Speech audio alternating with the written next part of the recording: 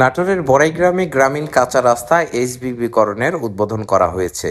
সোমবার বিকেলে উপজেলার জোয়ারি ইউনিয়নের ৯ নং ওয়ার্ডের ভবানীপুর দায়েরপাড়া এলাকায় জনসাধারণের সুবিধার্থে প্রায় ২০০ মিটার কাঁচা রাস্তা এইচবিবিকরণের উদ্বোধন করা হয়।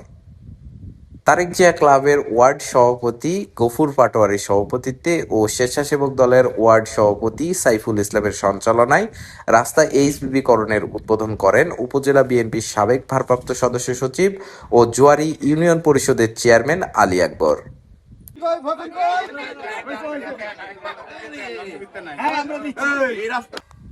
উদ্বোধন শেষে সেখানে এক আলোচনা সভা অনুষ্ঠিত হয়। এ সময় উপস্থিত ছিলেন জোয়ারি ইউনিয়ন বিএনপির সাবেক যুগ্ম আহ্বায়ক সাদেক আলী, জোয়ারি ইউনিয়ন মোটর চালক দলের সভাপতি আব্দুর রহমান মোল্লা, ৯ নং ওয়ার্ড সদস্য কামাল হোসেন, ইউনিয়ন যুবদলের সভাপতি অনিক প্রামাণিক, উপজেলা জিয়া মঞ্চের সদস্য নাজমুল ইসলাম সহ বিএনপি ও সহযোগী অঙ্গ সংগঠনের নেতৃবৃন্দ।